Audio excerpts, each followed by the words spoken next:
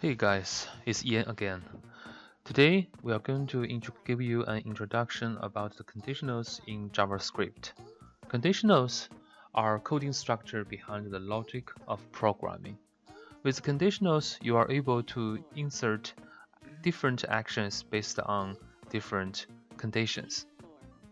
For the detail of today's content, we'd like to introduce the data type first, then give you the concept of conditionals and the structure of the conditionals in coding, and the operators, including the comparison operators and the logical operators.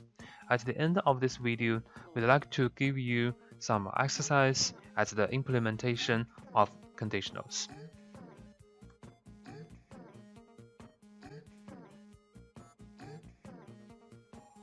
Let's talk about the data type first. In programming, data type is an important concept. In previous video, we have known the variables. Data type is a key element to operate on variables. We have a type of numbers, which can be written with or without decimals to represent a number in coding or behavior. We have the type of strings. String is a series of characters, like the Ian John. The string requires a double quote or a single quote surrounding them, but beware, if you use a quote in a characters, it should not be the same as the quote surrounding the characters. There's another type of data called the Boolean. There are only two values can be assigned to a Boolean variable, which is true or false. The Boolean is key element for judging a condition is met or not in a conditionals. So we will focus on Boolean utility with the conditionals. JavaScript have another two type of data, array and object, which are content we will cover in future video. So let's talk about them later. As like what I mentioned, a Boolean variable could be assigned only with two types of value, the true and the false. A Boolean variable could be called with any name, but the value will always be only the true or the false. The concept of a Boolean gives us the idea to use it like a light switch. The light switch have the two states controlling the light bulb on and off. In programming, we use if-else statement to mimic this behavior. When the Boolean is true, it will execute one behavior. On the contrary, when the Boolean is false, it will execute another behavior. In most cases, you could see only the first execution when the Boolean is true or false. Okay, let's dive into an examples to see how the if-else statements work with the Boolean's value. Here I have prepared an example that HTML file with two headings and a paragraph of meaningless words. At the right of my screen, I use the Chrome browser to show the result of what I'm doing. And at the same time, I open the inspector window at the very right side on my screen. Okay, I have created a script file, JavaScript file. I put it in the. I have created an external JavaScript file linked with this HTML index.html file, and put that JavaScript file in a folder called the JS. Okay, and so I have opened the JavaScript file for ready to use. Okay, my idea is to use a Boolean variable to control the color of this paragraph, of the text in this paragraph. If the Boolean is true, the color of this text is red. On the contrary, if the if the boolean is false, the color on this text is blue. So this is my basic idea. Let's declare a variable first. Text is red. So this is for JavaScript, any variables are dynamic. When you declare a variable, it assigns nothing. So let's assign some value to it. I'm going to use the confirm function to assign a value on it. We require some value for this function. Let's call it color the text in red. Give it a semicolon. Save it. Confirm. Save it.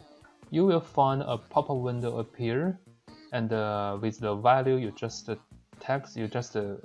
insert, and two buttons there. One is called OK, and another is cancel. That means this pop-up window will assign a true or false value to your declared variable.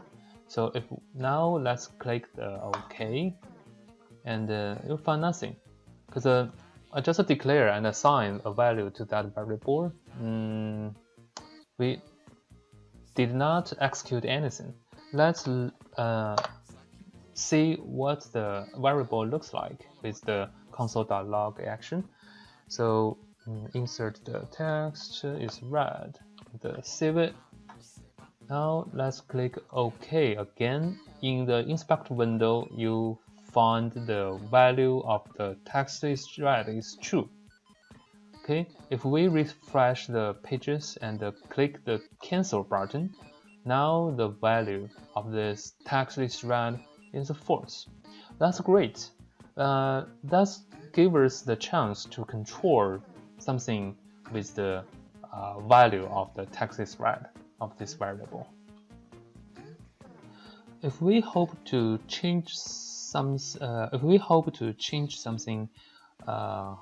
in HTML, we should, at the JavaScript side, we should declare variables to grab that element. So let's create another variable called the text, and use the get element by ID.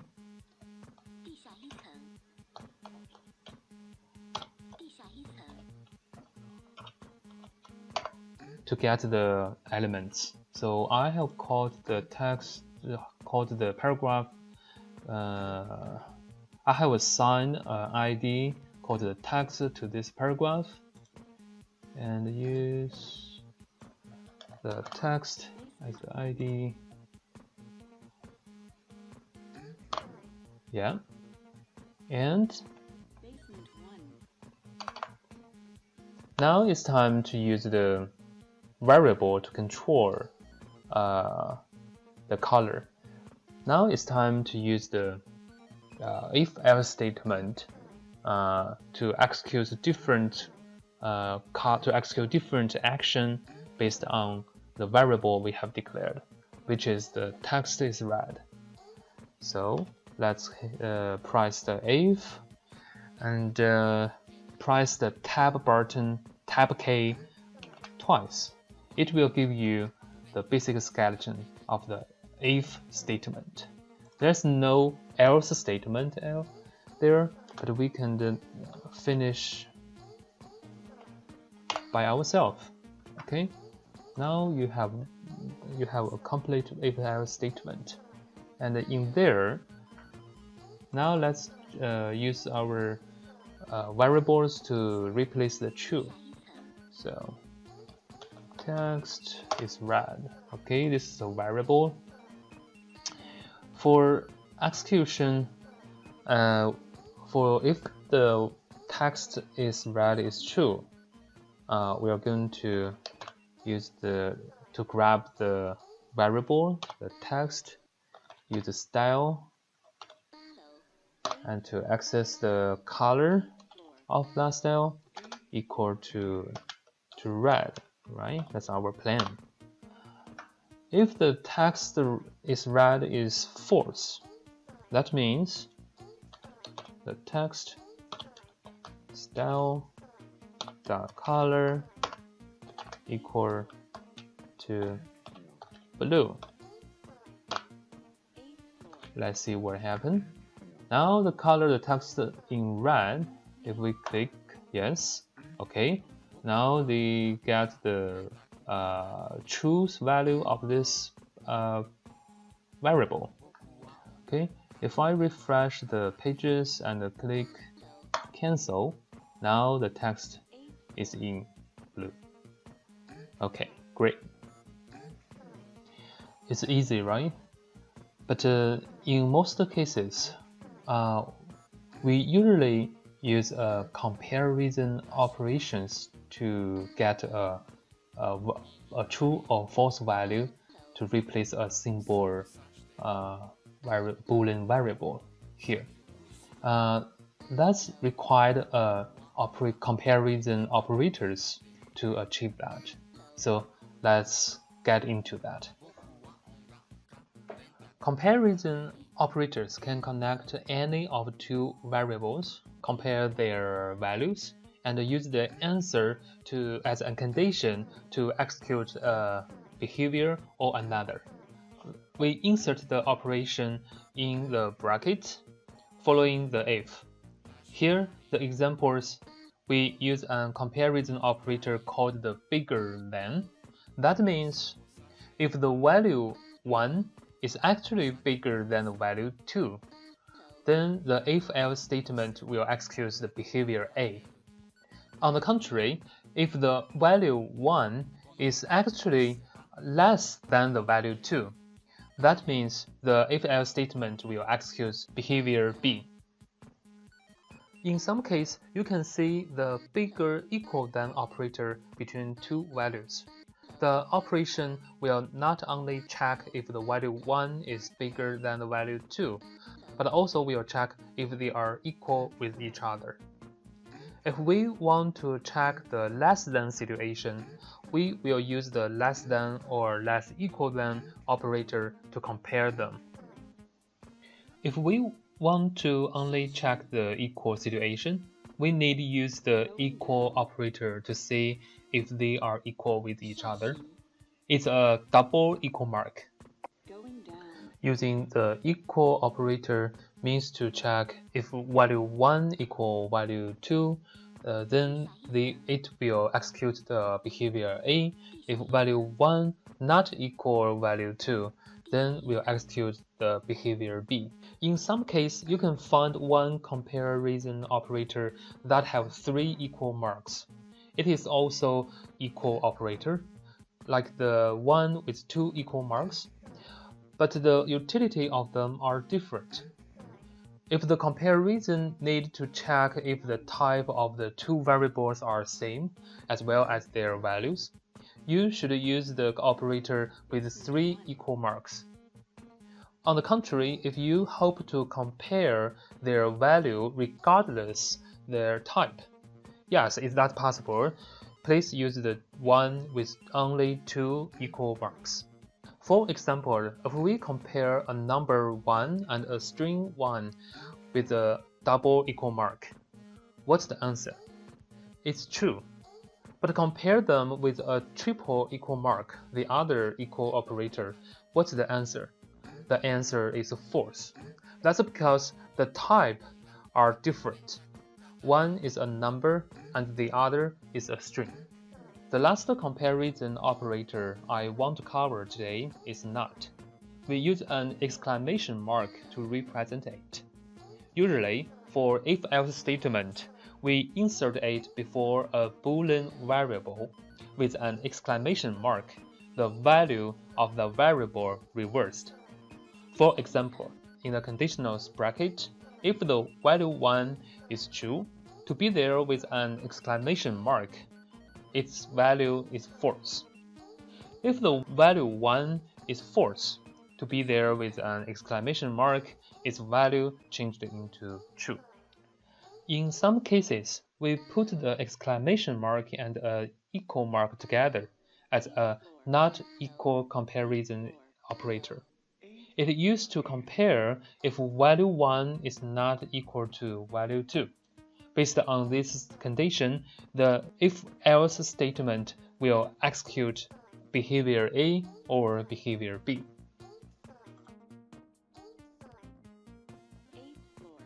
Aside of the comparison operators, we have two logical operators to connect multiple conditions. We have AND logical operator using double AND signs to represent it. We also have OR logical operator using double vertical bar signs to represent it. For example, a people is making his schedule. If time bigger than 9 and less than 18, that means during the time from 9 a.m. to 6 p.m. he works. Another example here, if the age less equal than 6 or age bigger equal than 60, that means the kids or aged people should stay home. The logical operators provide the possibility to execute different behavior based on multiple conditions. We are able to add as many conditions as what we need. However, what if we have more than two behaviors that need to be executed based on conditions? The if-else statement we have familiar with is able to execute two behaviors based on the true or false value of a Boolean variable. But how to execute 3 or 4 or even more behaviors? It is the else-if statement that is able to execute multiple behaviors as an extension to the if-else statement. So here we add two more behaviors, which will be executed during the different time. From 7 a.m. to 8 a.m., the statement will execute the breakfast behavior. From the 7 p.m. to 8 p.m. is the time of dinner behavior. We are able to add as many else-if state extensions as what we need, which will help us to achieve complex logical statements to reflect the actual behavior in reality. Let's do a practice of conditionals.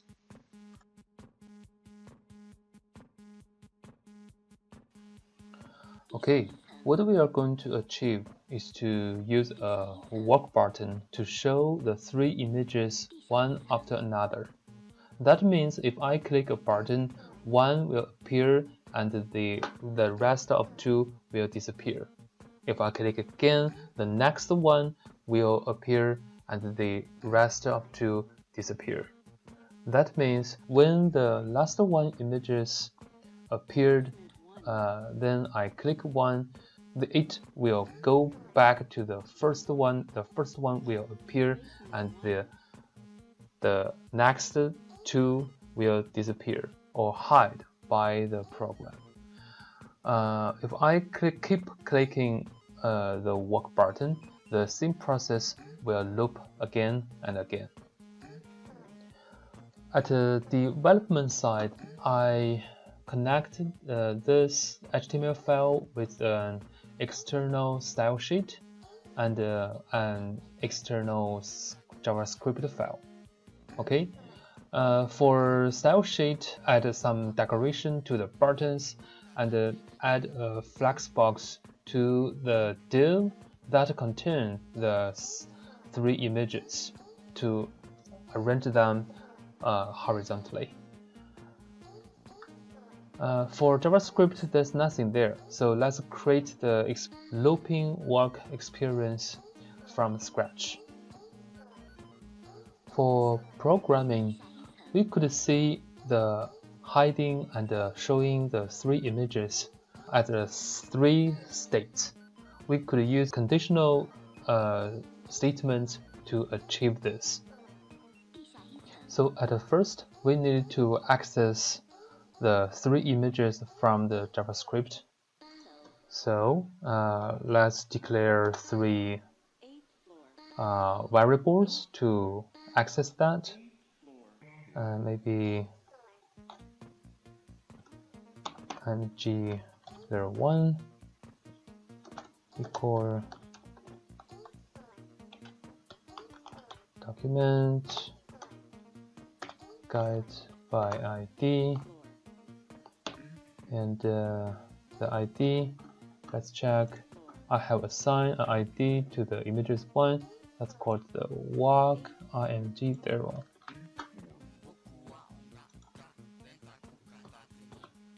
Okay, and let's copy and paste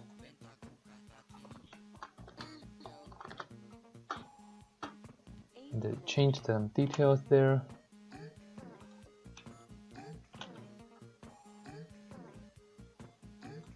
Maybe we could call it 0001 and 02 2. Okay, 1012 012. Okay, that's great. Okay, next step, we should analyze this whole process. We could find the process could be divided into three states. When the first picture is shown, the other two are hidden. That's the first state. The next one is when the second picture is shown, the rest of the two pictures are hidden. The last state is the last picture is shown, the previous two pictures are hidden. So we need something to represent three states of these individual pictures. Unfortunately, we don't have any variables that have more than two states. Here, in our case, we are able to use a number with different value to represent those states. So let's declare a number first. We can call the number's name maybe number. That's easy to use. Okay, and with the number and the variables of the individual images, we can create the basic skeleton of the state switching with the conditionals statement. That means if the number equal 0, that means if the number equals 0, I will execute the first behavior, that is images00 dot style dot opacity equal, we can assign the opacity. The first one is 0, but don't forget to assign each image's opacity's value. Okay, oh sorry.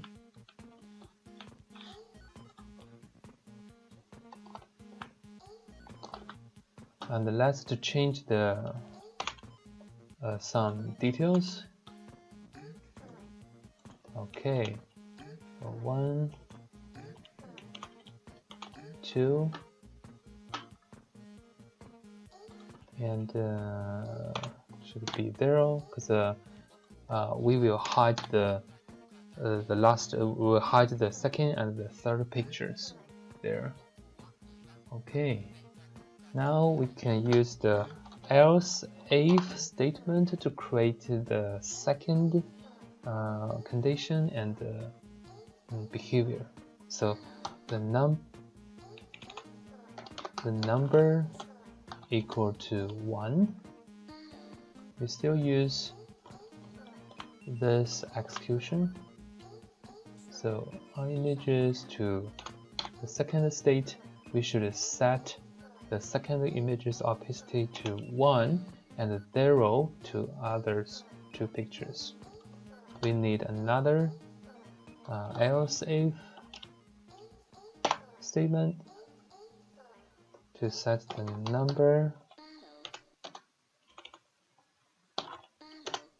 equal 2.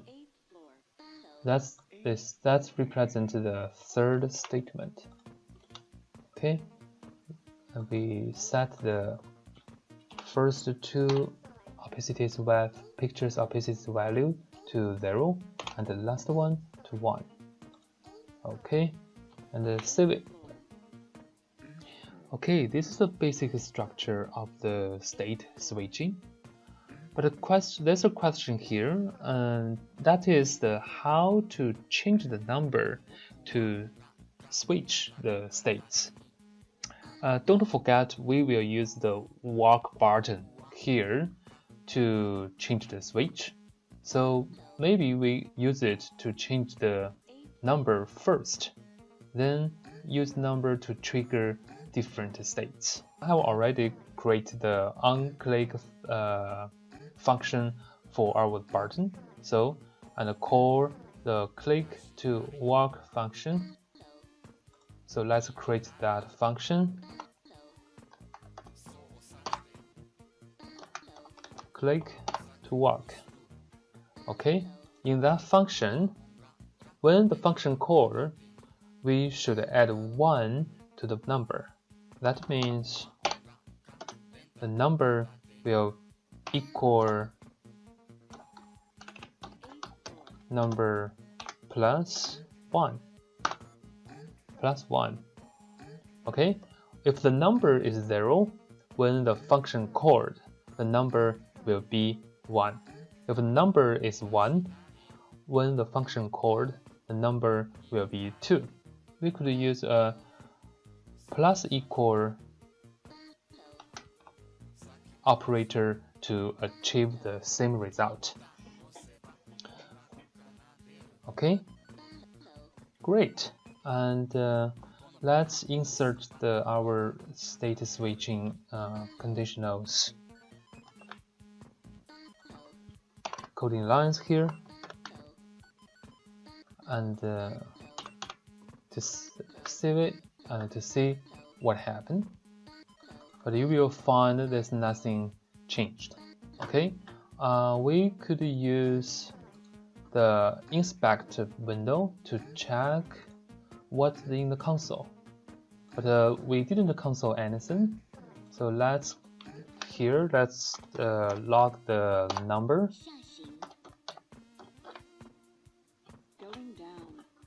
to the inspector window. If we click the walk, you can see the number is null. Null means null, and that means nothing there. Okay, the reason we got this is we didn't assign any default value to that number. If we declare a variable, the best approach is to assign a default value to the variable. Okay, let's declare 0. Let's assign 0 to that variable and save it. Now, okay, great. The system is work, and close the inspect window. You can see now we are in the state 2. Okay, and if we click again, oh great, we are in the state 3. If we click again, it should go back to show the first picture and hide the rest 2 pictures, but it's not. Let's check the inspector again. To go to console, you find the number is bigger than the 2. Now the number is 4, and the last value is 3. If we click again, the number is keeping plus 1 So let's deal with this problem. Okay. So here we need another if-else statement to deal with this problem. Let's create if. We should make a limitation for the value of the number. If the number less than 2, that means we will plus 1 to the number. Okay, that means if the number is bigger than 2, the number